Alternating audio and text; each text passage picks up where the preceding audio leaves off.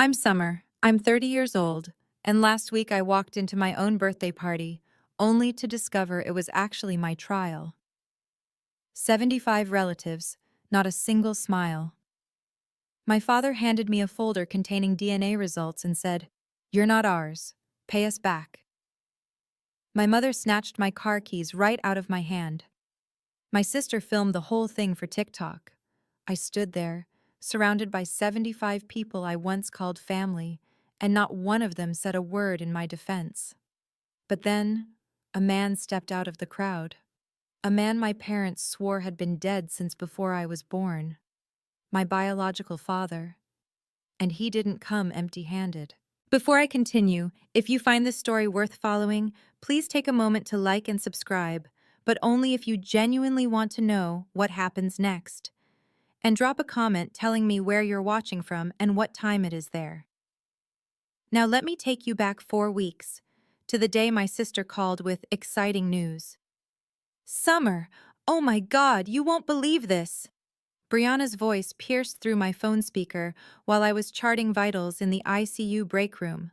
My younger sister rarely called unless she needed something: money, a ride, someone to vent to about her latest influencer drama.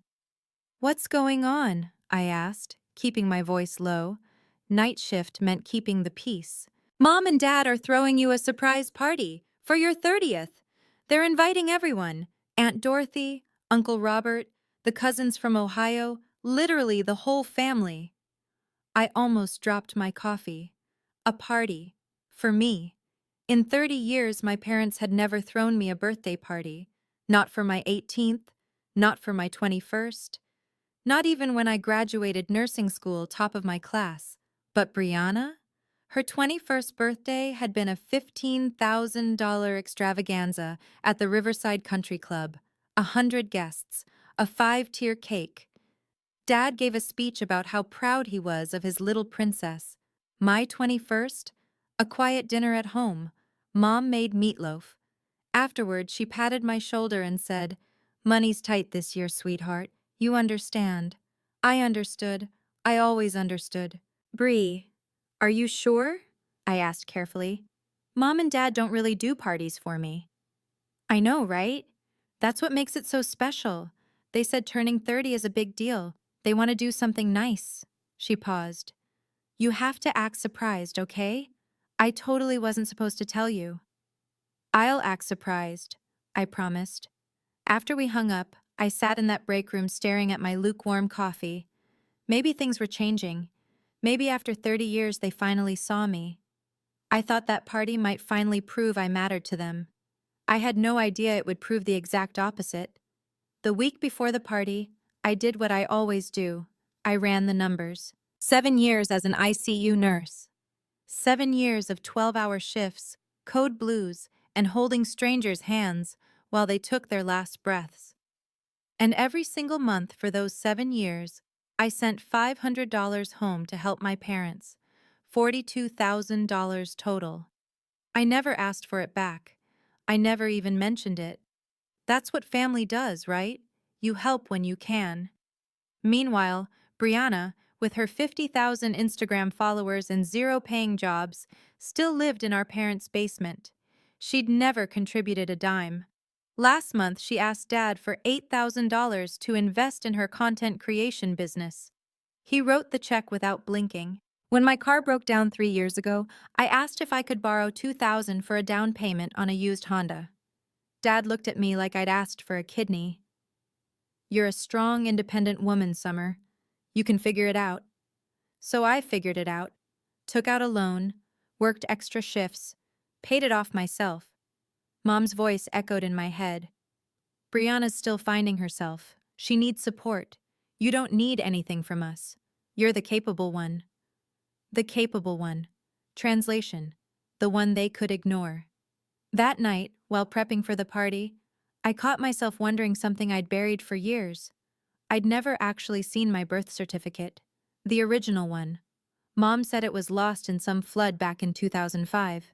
Funny thing, though, I checked the county records once, out of curiosity. There was no major flood in our area in 2005, but I pushed that thought aside. Why would my parents lie about something like that? The stakes couldn't have been higher. 3 days before the party, I got the email I'd been waiting 5 years to receive. I was being considered for the charge nurse position. The interview was in 2 weeks. Everything I'd worked for was finally within reach. There was just one catch. The hospital required a professional recommendation letter, and my manager suggested I ask someone with board connections, someone who could speak to my character and work ethic. "Your father used to be on our board, didn't he?" she asked. "Gerald Patterson." A letter from him would carry serious weight, so I called Dad. "A recommendation letter?" He sounded almost pleased. "Of course, sweetheart. I'd be happy to write one for you." I nearly cried from relief. "I'll give it to you at your birthday party," he continued. "Make it a special moment, a father presenting his daughter's future to the whole family." Something about his tone felt off, too rehearsed, too smooth. But I dismissed it. Maybe he was just being sentimental. 30 was a milestone after all. "That sounds wonderful, Dad. Thank you." "Anything for my girl." My girl. He'd never called me that before. That was always Brianna's title. I hung up feeling lighter than I had in months. The promotion, the party, the letter, everything was falling into place. I was even ahead on my apartment savings. 3 more months and I'd have enough for a down payment on my own place. For the first time in years, I let myself believe that maybe my family was finally seeing me, really seeing me. I bought a new dress for the party, navy blue, elegant but not flashy. I wanted to look professional, worthy. I had no idea I was dressing for my own execution. The night of the party, I stood in front of my bathroom mirror and barely recognized myself. The navy dress hugged my frame perfectly. I'd done my makeup carefully, subtle but polished. Professional. I even bought a small gift for my parents. A leather-bound photo album I'd spent weeks filling with family pictures. Ridiculous, right? Bringing a gift to your own birthday party. But that was me. Always giving. Always trying to earn something that should have been freely given. I remember being 10 years old, spending hours on a Mother's Day painting for Mom.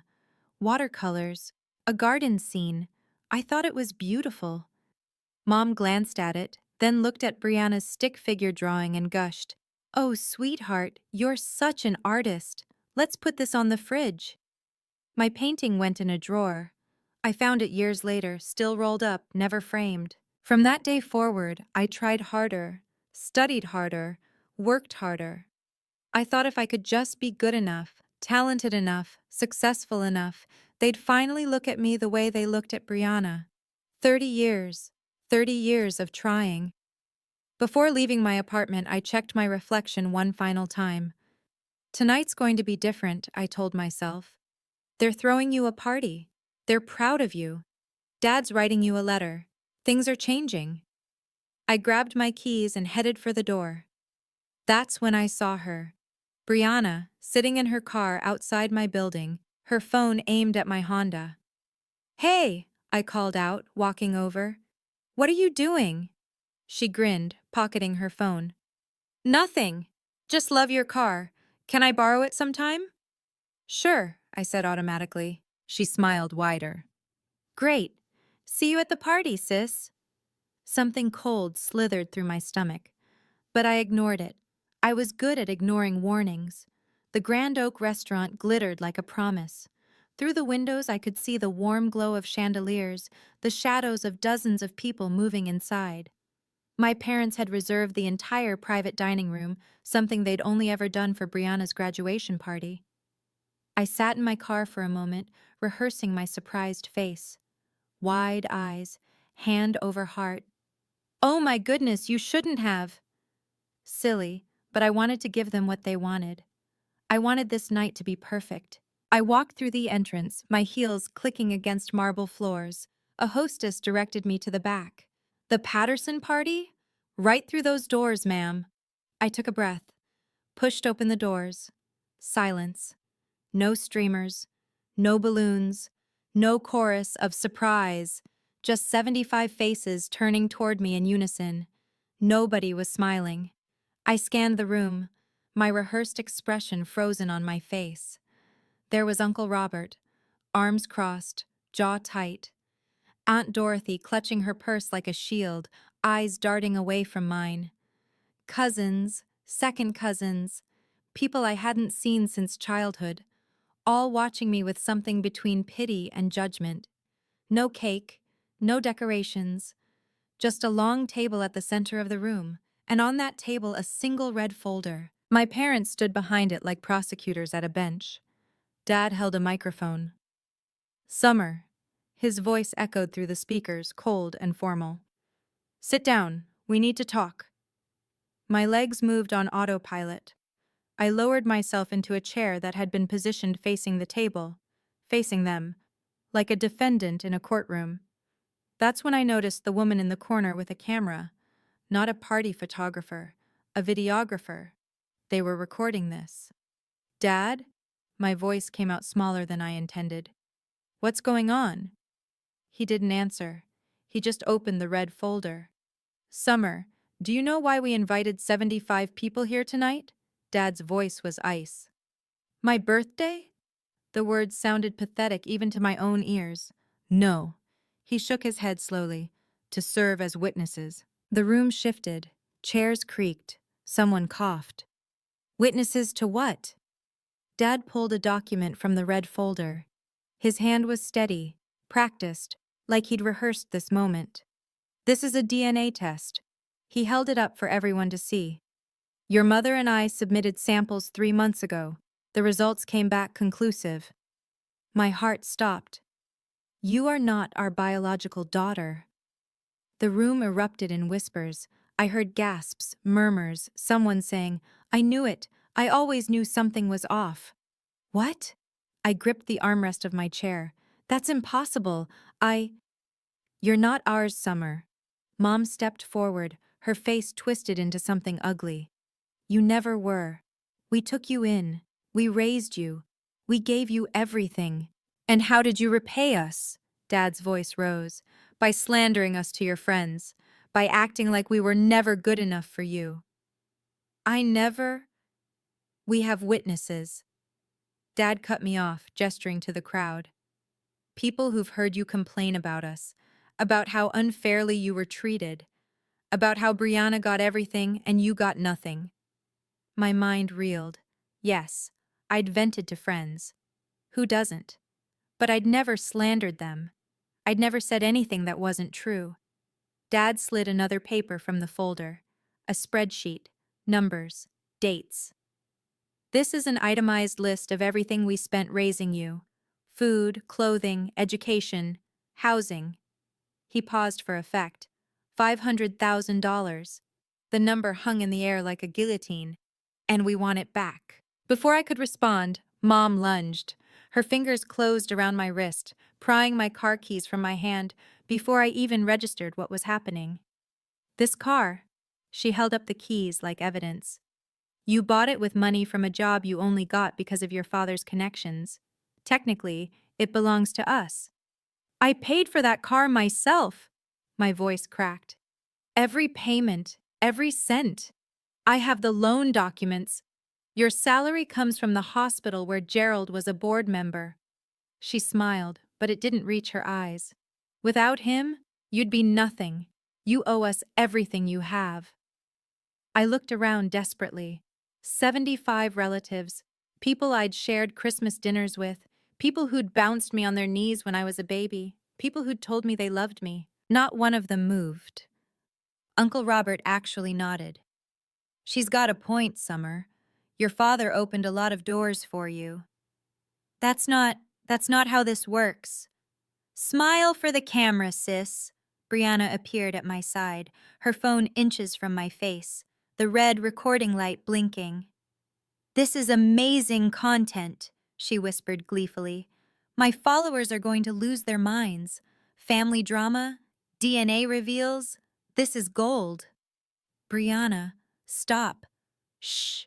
Keep talking. The comments are going crazy. I looked at the screen. She was live streaming. Thousands of viewers. Comments scrolling faster than I could read. OMG, this is insane. That poor girl, the parents are psycho fake. Has to be fake. But it wasn't fake. This was my life. Being dissected, being broadcast, being destroyed. And I was trapped in a chair, surrounded by people who were supposed to love me, while my own sister turned my humiliation into content. That's when something inside me shifted. In the chaos, I noticed something strange. A man, standing alone in the far corner of the room, near the emergency exit. He wasn't dressed like the rest of my relatives, no casual blazers or department store dresses. His suit was expensive, charcoal gray, impeccably tailored, the kind of fabric that doesn't wrinkle. He looked about 60. Silver-streaked hair, strong jaw.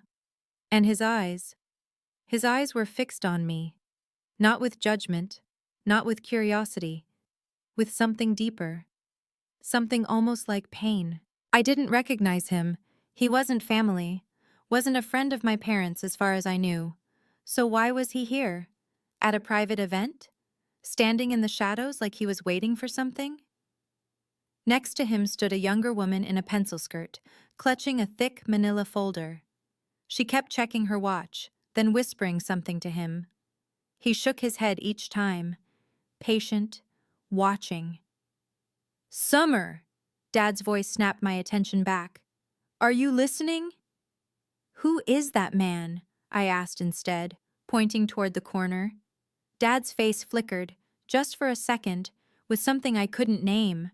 Fear, recognition. "No one," he said quickly. "Focus on what matters. You're going to sign this document." "Gerald."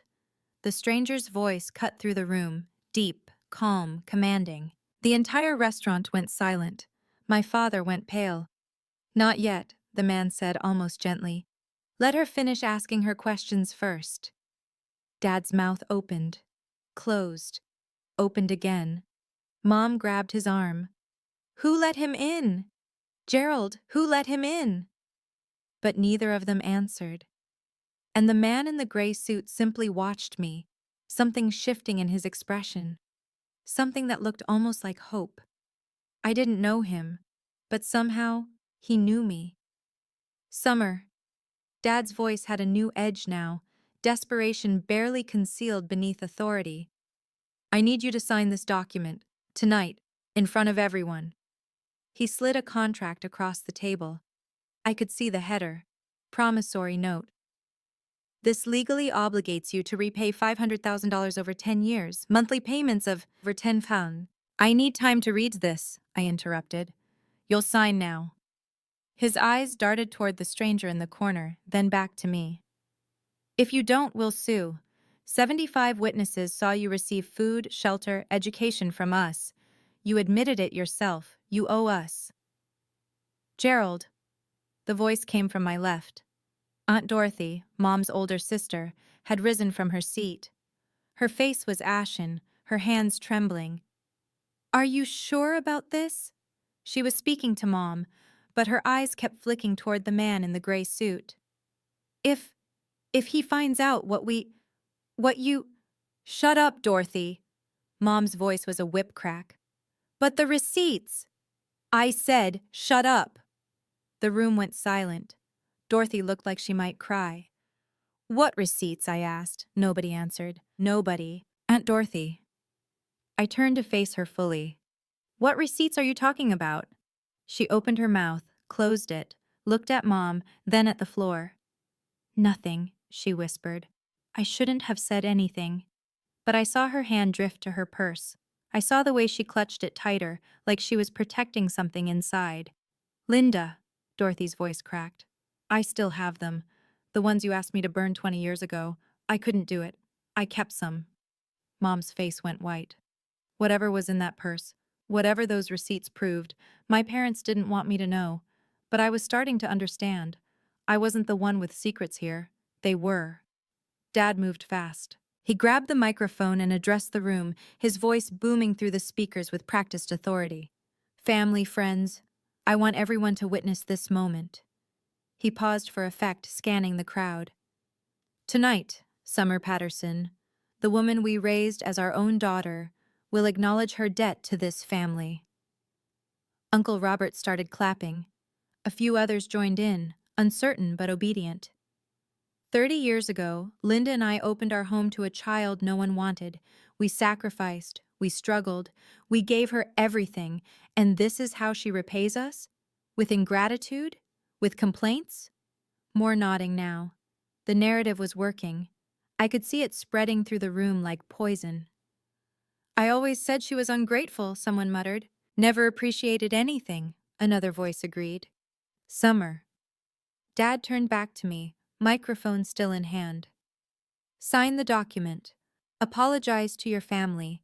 And maybe, we can still have a relationship." Brianna shoved her phone closer. "Say something, Summer. My viewers want to hear you grovel." I looked at the contract. $500,000. Payments until I was 40. My entire future signed away to people who were publicly dismembering me. "And if I don't sign?" My voice was steadier than I expected. Dad's expression hardened. "Then I contact your hospital tomorrow. I tell them their charge nurse candidate is a fraud, a liar, a woman who refuses to honor her debts." He smiled coldly. "I was on their board for 15 years, Summer. Who do you think they'll believe?" The threat hung in the air. My career, my apartment, my future, everything I'd built for myself. He could destroy it with one phone call. I had no leverage, no power, no allies, or so I thought. I am an ICU nurse.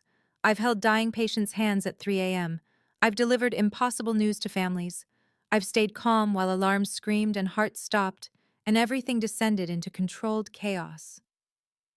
I don't break under pressure. I can't afford to. So I took a breath, then another, and I stopped being the scared little girl they expected me to be. "Dad," I said, my voice cutting through the murmurs, "I have a question." He frowned. This wasn't the script. "What?" "You said I'm not your biological daughter, that you have DNA proof."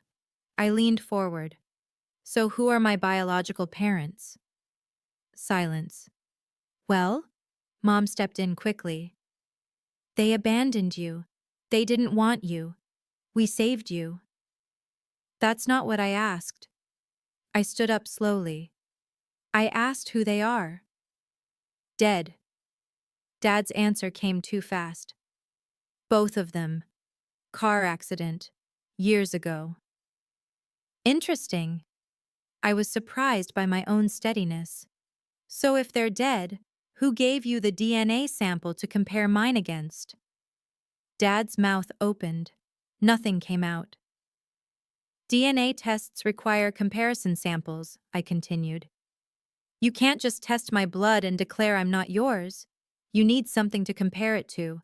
So whose DNA did you use?" The crowd shifted. I saw confused looks, furrowed brows. The logic was landing. That's not your concern," Dad stammered. "A dead person's DNA." I pressed harder. "How did you get it? Did you exhume a body? Did you have samples stored somewhere for 30 years? More murmurs. Uncle Robert uncrossed his arms. "Or," I said quietly, "is one of my biological parents not dead at all?"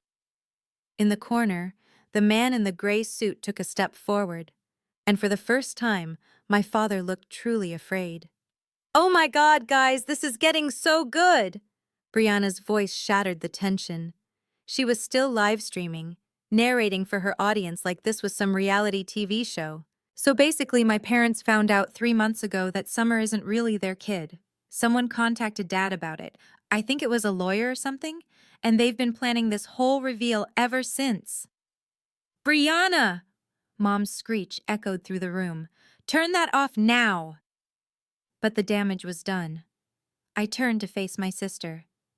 3 months ago, someone contacted Dad? Brianna's eyes went wide, finally realizing she'd made a mistake. I wasn't supposed to. Who contacted him, Brianna?" I stepped toward her. "If my biological parents are dead, who reached out 3 months ago?" She backed away, phone still recording. "I don't know.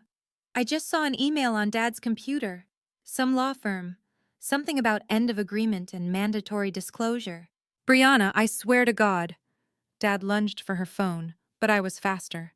End of agreement? I blocked his path. What agreement? What mandatory disclosure?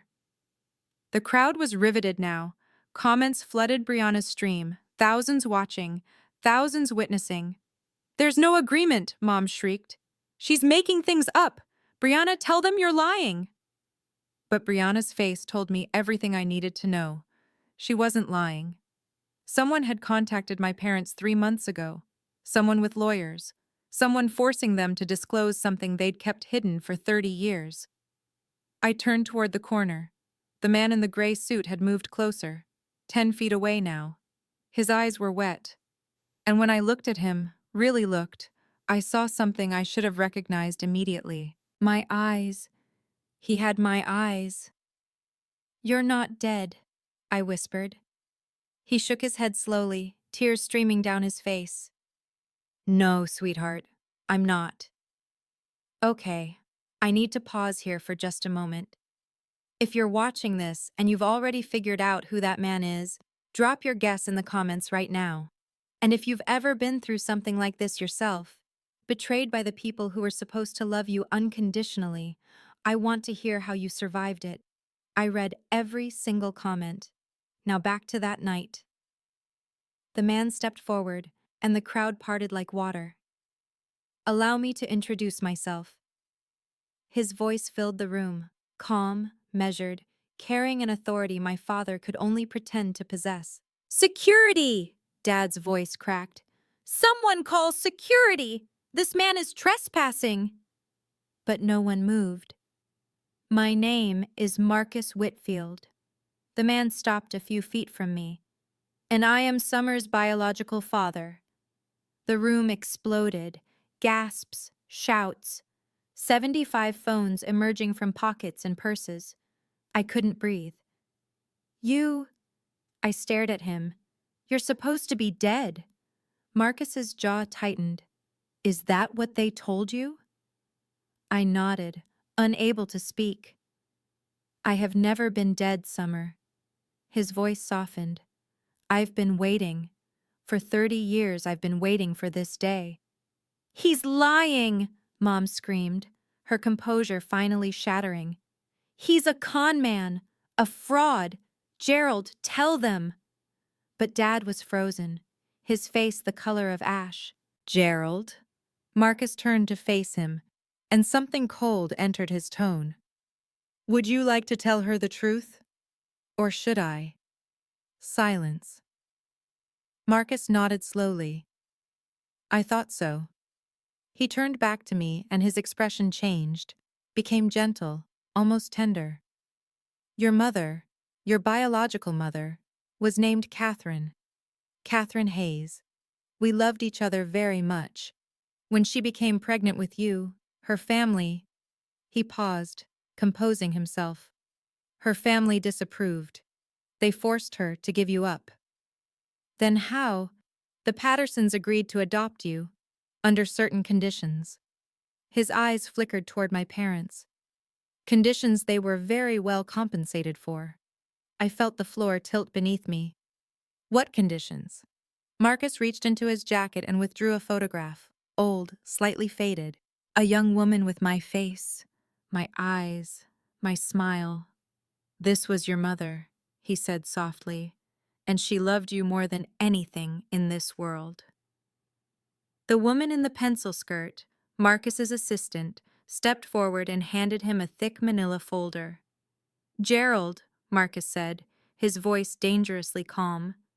You just demanded that Summer repay $500,000 for the cost of raising her. That's right. Dad's voice was weak, defensive. Every penny we spent. Interesting. Marcus opened the folder. Because, according to my records, you've already been paid. He pulled out a stack of papers and held them up for the room to see. Bank statements, transaction records, dozens of them. $1,500 every month for 28 years. Marcus's voice carried to every corner of the room. starting in 1996, ending just last year. That's over $500,000, Gerald. 504,000 to be precise. The crowd stirred. Confusion rippled through the relatives. What is that? Uncle Robert demanded. These are wire transfer records. Marcus handed a stack to the nearest table. Feel free to examine them. Every single payment is documented. Dates, amounts, account numbers. He paused. And Linda's signature confirming receipt. Mom let out a strangled sound. You? I turned to face my adoptive mother. You received money for 28 years? She wouldn't meet my eyes. Answer me! It was compensation, she finally screamed, for taking you in, for raising someone else's unwanted. Unwanted? Marcus's voice cut like a blade. I begged to keep her. I begged to raise her myself, but your family demanded I wait until she turned 30. They demanded I stay away. His voice cracked. And I agreed, because I thought you would love her. I thought you would give her a good life. He looked at me, tears streaming openly now. I'm sorry, Summer. I'm so sorry I wasn't there. Marcus reached into his jacket one more time. This time he pulled out an envelope. Old, yellowed with age, the edges soft from years of handling. Your mother, Catherine, passed away when you were 5 years old. His voice trembled. Cancer. She fought it for 2 years, but in the end, he couldn't finish. I felt tears sliding down my own cheeks. Before she died, she wrote you a letter. She gave it to me and asked me to keep it safe until you were old enough to understand. He held out the envelope with both hands, like an offering. I took it. My fingers were shaking so badly I could barely open it. Inside was a single sheet of paper, covered in elegant handwriting that was somehow familiar, like a song I'd heard in a dream. My dearest Summer, if you're reading this, I'm no longer with you. I'm sorry, baby girl. I'm so sorry I couldn't stay. I want you to know that you were never unwanted. You were never a mistake. From the moment I knew you existed, you were the greatest gift of my life. Your father, Marcus, is a good man, the best man I've ever known. I was too young and too scared to fight for us, and that's my biggest regret. Please don't blame him for being absent. He wanted you. He always wanted you. Live your life with courage, my darling. Be kind, be strong, and know that wherever I am, I'm watching over you. I love you. I will always love you. Mom. I couldn't see through the tears. The letter blurred, then disappeared as I pressed it against my chest. 75 people watched in absolute silence, and for the first time that night, I didn't feel alone. I felt found. I need to say something. Aunt Dorothy's voice cut through the silence. She stood up, clutching her purse against her chest like armor. Dorothy, sit down. Mom's voice was venomous. No! Dorothy shook her head, tears streaming. I've kept your secrets for 30 years, Linda. I can't do it anymore. She opened her purse and pulled out a small stack of papers, wrinkled, faded, some spotted with age. These are bank receipts. Her hands trembled as she held them up. Every month, Linda asked me to pick up the wire transfers in cash. She told me it was from a life insurance policy. Dorothy laughed bitterly. I believed her. For years I believed her. Dorothy, I swear to God, I found out the truth 5 years ago. Dorothy's voice strengthened. I saw Marcus's name on one of the transfers. I confronted Linda. She told me if I said anything, she'd tell everyone about, she faltered, about my own mistakes. She blackmailed me into silence. I looked at my adoptive mother, really looked at her, and saw someone I'd never recognized before.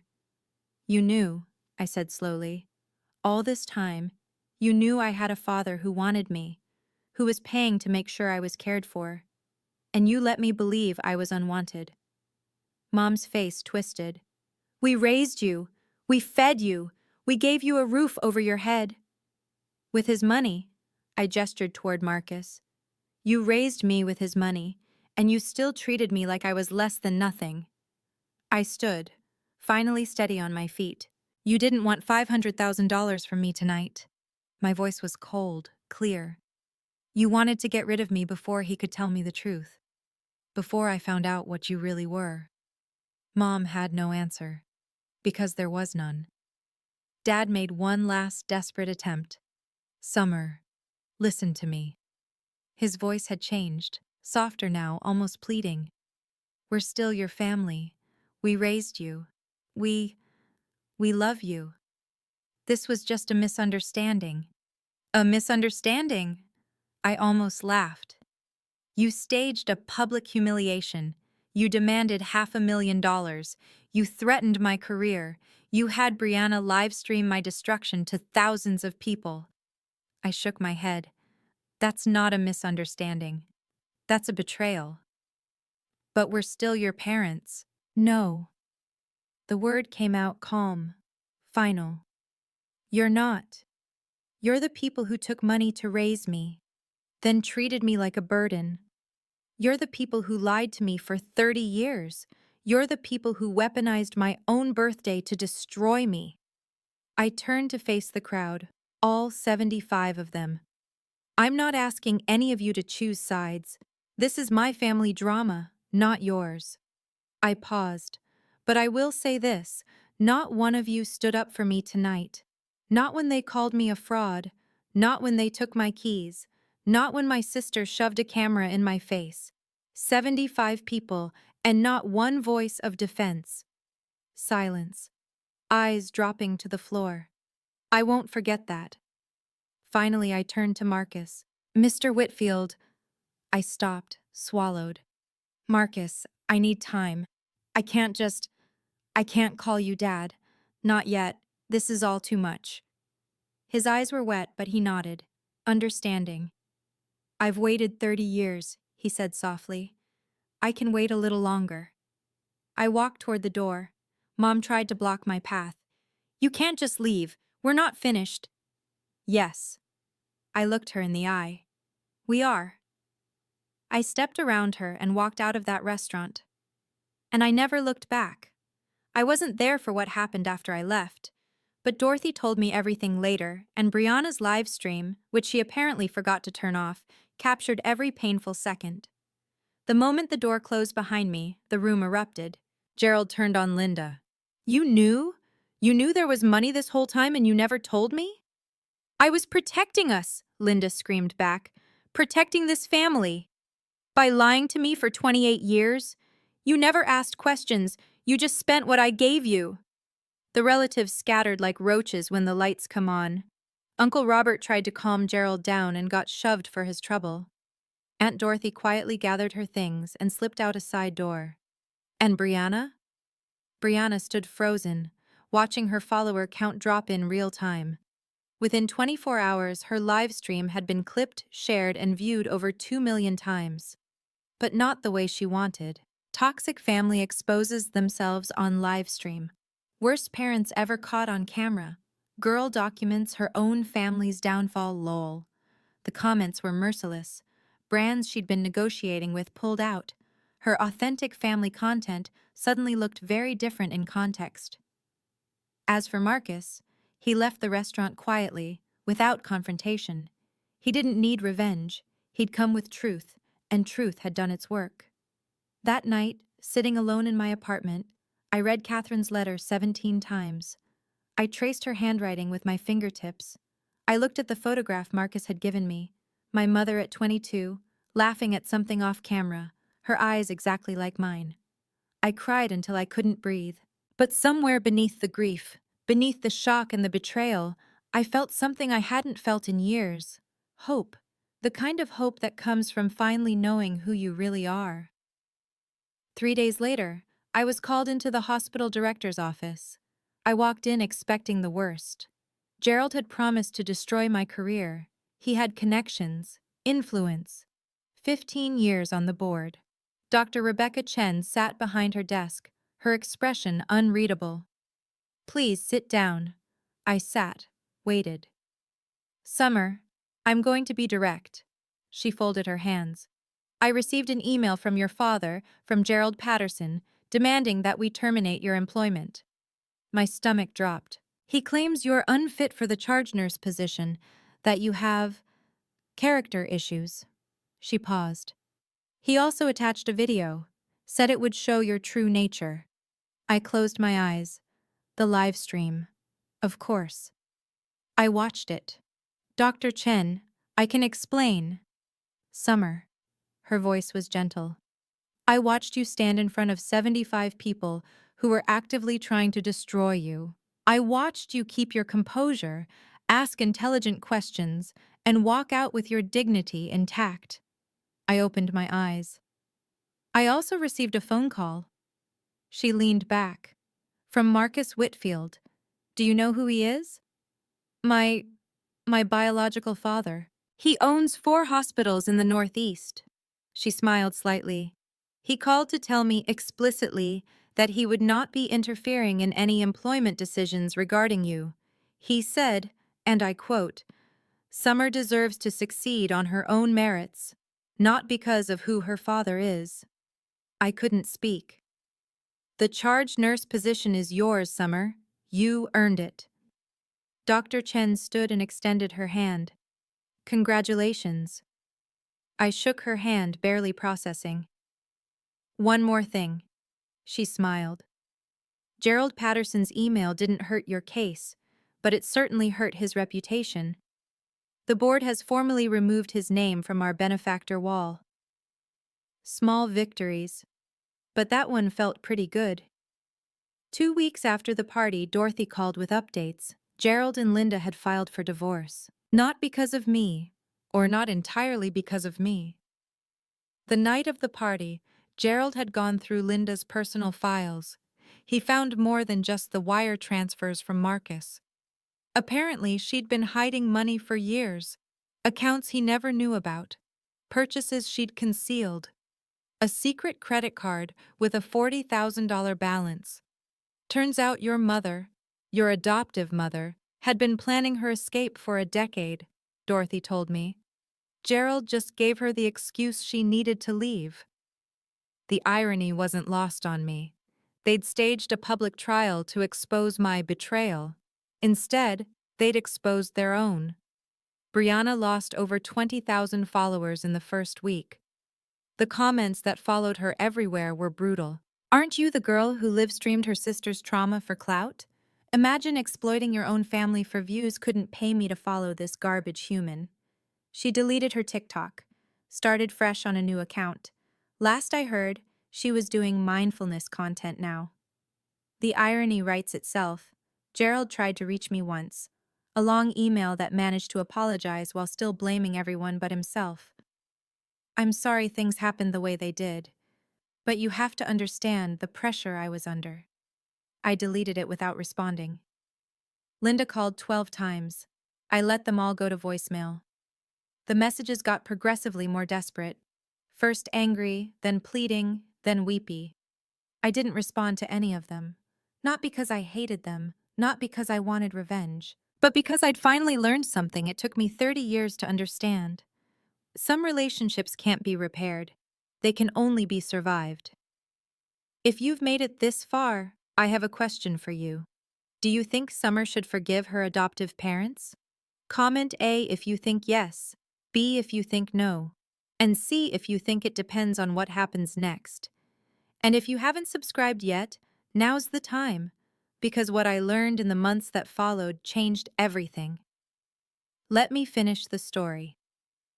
1 month after the party, I met Marcus for the second time. Not at his corporate office, not at some fancy restaurant designed to impress. At a coffee shop called the Bean Counter, a tiny place with mismatched furniture and mediocre espresso. Catherine and I used to come here, he explained, settling into a worn armchair, before everything fell apart. We'd sit in this exact corner and talk for hours about our future. I looked around at the peeling wallpaper, the crooked picture frames. It's not what I expected. What did you expect? I don't know, something bigger. Marcus smiled, a sad smile that made him look younger somehow. Money doesn't fix everything, Summer. I learned that the hard way. He stirred his coffee slowly. I could have fought harder for you. I could have hired better lawyers, pressured Catherine's family, used my resources to force the issue. Why didn't you? Because Catherine asked me not to. He looked at me, and I saw 30 years of regret in his eyes. She was dying, and she was scared. Scared that if I pushed too hard, her family would take you somewhere I'd never find you. She made me promise to wait, to trust that the Pattersons would do right by you. They didn't. No, his voice cracked. They didn't.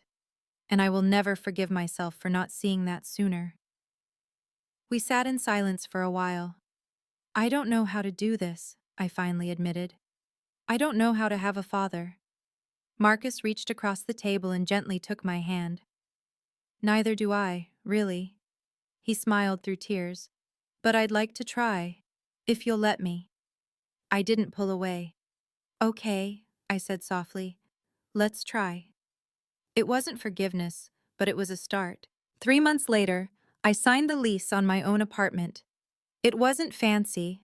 A one-bedroom on the third floor of an older building, with a kitchen the size of a closet, and windows that stuck when it rained. But it was mine. Every penny came from my own savings, my own paychecks, my own years of sacrifice. Marcus offered to help with the down payment. I said no. I need to do this myself, I told him over coffee. Our weekly ritual now, always at the bean counter, always in that same corner. He nodded. I understand. And he did. That was the thing about Marcus. He understood that helping didn't mean rescuing, that being a father didn't mean taking over. He showed up on moving day anyway, not with money or movers, but with a toolbox and a willingness to assemble IKEA furniture. We spent 6 hours putting together a bookshelf. It came out slightly crooked. It was perfect. On my new desk, I placed Catherine's photograph in a simple wooden frame. Every morning, I look at her face and I see myself. I don't talk to Gerald anymore, or Linda, or Brianna. Dorothy calls sometimes. She's the only Patterson I still speak to. She sends me recipes, asks about work, never mentions the party. I think she feels guilty. I think she's trying to make amends in her own small way. I let her. Marcus and I see each other every Sunday now. Sometimes we talk for hours. Sometimes we just sit in comfortable silence. I'm learning who he is, his humor, his regrets, his quiet strength. I'm not ready to call him Dad yet, but I'm getting closer. Summer, he told me last week. I don't need a title, I just need you in my life. That was enough. For now, that's more than enough. Looking back, I've spent a lot of time trying to understand why. Why did Gerald and Linda do what they did? A therapist friend once explained it to me this way. Gerald wasn't evil. He was terrified. His entire identity was built on control. Control of his finances, his family, his reputation. When Marcus resurfaced, that control was threatened. Gerald didn't attack me because he hated me. He attacked because he was scared of being exposed. He lashed out before the truth could come out on its own terms. It doesn't excuse what he did, but it explains it. Linda was more complicated. She carried jealousy like a second heartbeat. Jealousy of Catherine, the woman Marcus truly loved. Jealousy of me, the living reminder of that love. Every time she looked at my face, she saw the daughter of her husband's imagined rival. She never bonded with me because she never let herself. And when the opportunity came to get rid of me while keeping the moral high ground, she took it. Again, not an excuse, an explanation. And me? What was my role in all of this? Here's the hard truth. I made it easy for them. 30 years of people-pleasing. 30 years of swallowing my needs to keep the peace. 30 years of telling myself that if I just tried harder, loved harder, gave more, they would finally see my worth. They never did. Because people who use you don't want you to have worth. Your unworthiness is what makes them feel powerful.